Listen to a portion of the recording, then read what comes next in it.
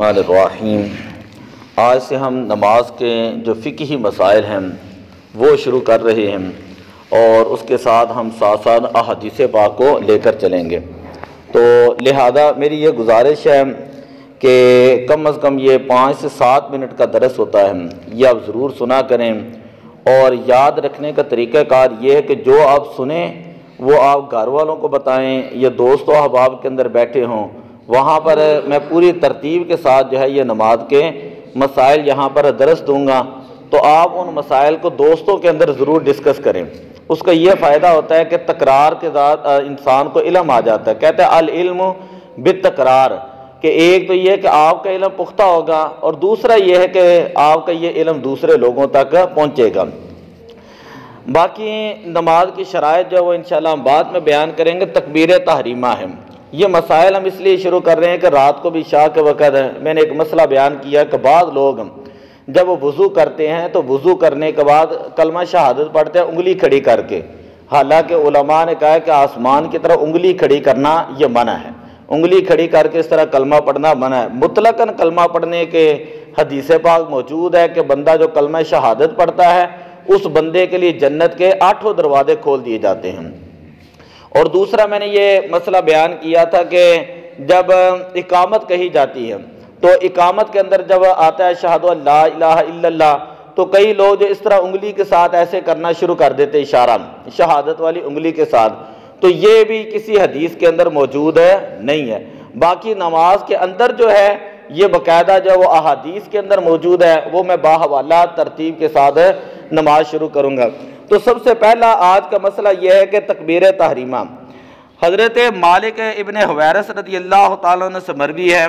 ان رسول اللہ صلی اللہ علیہ وسلم کان اذا کبر رفع یدیہ حتی یحاذی بہما اذنیہ۔ حضرت مالک ابن حویرث رضی اللہ تعالیٰ عنہ بیان کرتے ہیں کہ جب بھی نبی پاک صلی اللہ علیہ وسلم نماز شروع کیا کرتے تو آپ اپنے دونوں ہاتھوں کو بلند کیا کرتے، اپنے دونوں ہاتھوں کو بلند کیا کرتے حتی یحاذی بہما اذنیہ، یہاں تک کہ آپ اپنے کندھوں تک، اپنے کانوں کی لو تک، اپنے کانوں کی یہ جو نرم لو ہے یہاں تک آپ اپنے ہاتھوں کو بلند کرتے ہیں۔ اب جو لوگ جو ہے اس طرح تکبیر تحریمہ کہتے ہوئے سینے تک ہاتھ کھڑا کرتے ہیں تو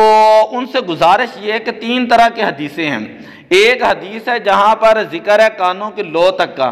دوسری احادیث ہے جن کے اندر ذکر ہے کندھوں تک، اور تیسری احادیث ہے جن کے اندر ذکر ہے سینے تک۔ اب جو بندہ جو ہے وہ کانوں کی لو تک ہاتھ اٹھائے گا نا تو اس کے اندر دوسری 2 حدیثیں خود بخود آ جائیں گی، اس کا ثواب اس کو خود بخود مل جائے گا۔ باقی رہ گئی سینے تک ہاتھ اٹھانے والی احادیث، یہ ساری احادیث عورتوں کے حوالے سے ہیں، تو لہذا جو بندہ کانوں تک ہاتھ اٹھاتا ہے اس کو 3 طرح کے احادیث جو ہے اس کے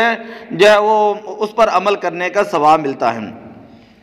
حضرت عاصم بن کلیب رضی اللہ تعالیٰ عنہ بیان کرتے ہیں، مجھے حدیث بیان کی میرے والد نے کہ وائل ابن حجر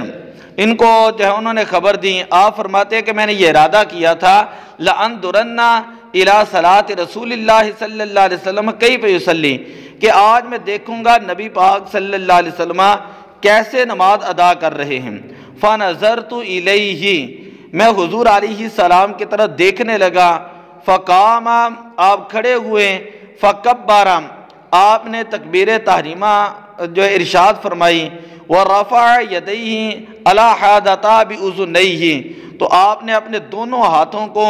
کانوں کی نرم لو تک بلند کیا، ثم وضع یدہ الیمنی علی کفہ الیسری والرسغ والساعد، پھر آپ نے دائیں ہاتھ کو بائیں ہاتھ کے اوپر رکھا اور آپ نے ناف کے نیچے ہاتھ باندھا۔ اسی طرح حضرت علقمہ ابن وائل ان سے بھی یہی روایت ہے،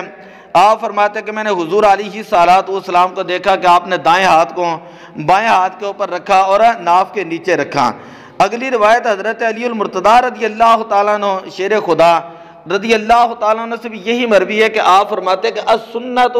وضع یدہ الیمنی علی یدہ الیسری تحت السرۃ، کہ سنت یہ ہوتی ہے کہ انسان جو ہے وہ اپنے دائیں ہاتھ کو بائیں ہاتھ کے اوپر رکھیں، دائیں ہاتھ کی ہتھیلی کو بائیں ہاتھ کے یہ جو گھٹ ہے، گھٹنا ہے، یہ گھٹ ہے، یہ کلائی ہے، اس کے اوپر رکھیں، اور یہ جو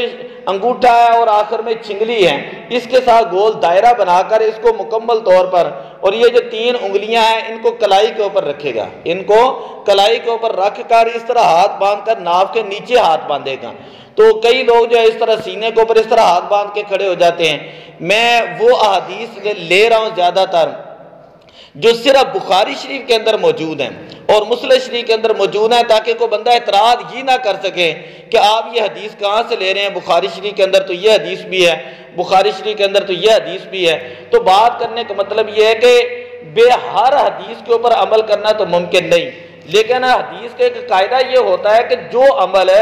نبی پاک صلی اللہ علیہ وسلم نے آخری عمر کے اندر فرمایا ہے تو اس عمل کی وجہ سے پہلا عمل جو ہے وہ ختم ہو جاتا ہے۔ ابتدائی اسلام کے اندر حضور علیہ الصلوۃ والسلام نے رفع یدین فرمایا، لیکن آخر میں حضور علیہ الصلوۃ والسلام نے منع کر دیا، اور حدیث کا اصول یہ ہوتا ہے کہ جہاں پر حضور علیہ الصلوۃ والسلام خود اپنی زبان مبارک سے کسی چیز کو منع کر دینا اور آپ نے آخری عمر کے اندر منع کیا ہو تو اس حدیث کے اوپر جو ہے وہ زیادہ مضبوطی کے ساتھ عمل کیا جائے گا۔ اب 2-3 مسائل جو ہے وہ سماعت فرما لیں۔ پہلا مسئلہ یہ کہ جن نمازوں میں قیام فرض ہے ان میں تکبیر تحریمہ سے قیام فرض ہے۔ اگر بیٹھ کر بندہ کہتا ہے اللہ اکبر، تکبیر تحریمہ کہیں اور پھر وہ سمجھے کہ میں نماز کے اندر شامل ہو چکا ہوں تو اس طرح نماز شروع ہی نہیں ہوگی۔ ہاں اگر کوئی معذور بندہ ہے وہ بندہ بیٹھ کر تکبیر تحریمہ کہتا ہے تو اس کا ایک الگ مسئلہ ہے، لیکن جس بندے کے اوپر قیام فرض ہے وہ کھڑا ہو سکتا ہے اور وہ بالکل کوئی شرعی عذر نہیں ہے تو اس کے لیے مسئلہ یہ ہے کہ وہ کھڑے ہو کر اللہ اکبر کہے گا۔ اسی طرح امام کو رکوع میں پایا اور تکبیر تحریمہ کہتا ہوا رکوع میں چلا گیا، یعنی تکبیر اس وقت ختم کی کہ ہاتھ بڑھائے تو گھٹنے تک نہ پہنچے، تو اس طرح نماز نہیں ہوگی۔ یعنی یہاں تو اس نے تکبیر تحریمہ کی نیت ہی نہیں کی، وہ اللہ اکبر کہتے ہوئے رکوع کے اندر چلا گیا اور اس نے اپنے ہاتھ گھٹنے تک نہیں پہنچائے تھے کہ امام کھڑا ہو گیا، تو اب اس صورت میں یہ نماز کے اندر شامل نہیں ہوگا، یہ اس کی تکبیر تحریمہ نہیں ہوگی۔ اس کے لیے تکبیر تحریمہ اس وقت کہنا ضروری ہے جب قیام کی حالت میں صحیح طریقے کے ساتھ اللہ اکبر کہیں، قیام کی حالت میں صحیح طریقے کے ساتھ اللہ اکبر کہیں، پھر اس کے بعد جو رکوع کی طرف چلا جائے۔ اگر اس نے تکبیر تحریمہ کی نیت نہیں کی بلکہ رکوع کی نیت کی ہے پھر تو سرے سے نماز ہوتی ہی نہیں ہے۔ اسی طرح ایک بڑا اہم ترین مسئلہ یہ ہے کہ اگر کوئی بندہ اللہ اکبر کی جگہ کوئی ایسا لفظ استعمال کرتا ہے جو اللہ کی تعظیم والا ہے، مثلا اللہ اجل کہہ دیتا ہے، اللہ اعظم کہہ دیتا ہے، اللہ کبیر کہہ دیتا ہے، اللہ اکبر کہہ دیتا ہے، اللہ الرحمن، اس طرح کے بہت سارے الفاظ ہیں، اگر یہ کہہ دیتا ہے تو ان سے نماز ہو جاتی ہے، مگر ایسی تبدیلی کرنا یہ مکروہ تحریمی ہے۔ اور اگر دعا یا حاجت کے الفاظ ہو، مثلا اللہم اغفر لی، اللہم ارحمنی، اللہم ارزقنی، یہ سمجھے کہ میں یہ لفظ کہہ دیتا ہوں تو نماز شروع ہو جائے گی، تو نماز سرے سے شروع ہی نہیں ہوتی۔ اسی طرح اگر وہ نماز شروع کرنے سے پہلے استغفر اللہ، اعوذ باللہ، لا حول ولا قوہ، ما شاء اللہ یا بسم اللہ شریف اکیلی پڑھ دیتا ہے تو اس سے نماز نہیں ہوگی۔ اللہ اکبر کے بارے میں اہم مسئلہ یاد رکھے، کئی لوگ پڑھتے ہیں اللہ اکبر تو اللہ کے حمزہ کو لمبا کر کے پڑھنا، تو اس طرح ایک استفہام پیدا ہوتا ہے اور یہ پیدا ہوتا ہے کہ کیا اللہ ہے، یعنی سوالیہ انداز کے اندر نماز شروع کرنا، اللہ اکبر کہنا، یہ بھی اس سے نماز تکبیر تحریمہ نہیں ہوگی۔ اسی طرح اللہ اکبر کی بجائے یہ کہنا اللہ اکبر، اللہ اکبر، اس طرح کے اگر وہ لفظ کہتا ہے اور بطور مزاح کہتا ہے تو وہ بندہ اسلام سے خارج ہو جاتا ہے۔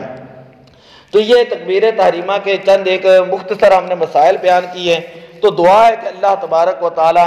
جو ہم ایک دو مسئلہ پڑھیں ان پر عمل کرنے کی توفیق عطا فرمائے۔ اور آگے یہ یاد رکھ لے کہ جب بھی تکبیر تحریمہ کہنی، رات کو بزرگ بتا رہے تھے کہ سردیاں آ رہی ہیں تو سردیوں میں چادروں سے ہاتھ باہر نکال کر کانوں کی لو تک ہاتھ پہنچانا ضروری ہے، یہ نہیں کہ اندر سے بندہ ایسے کر لے اللہ اکبر،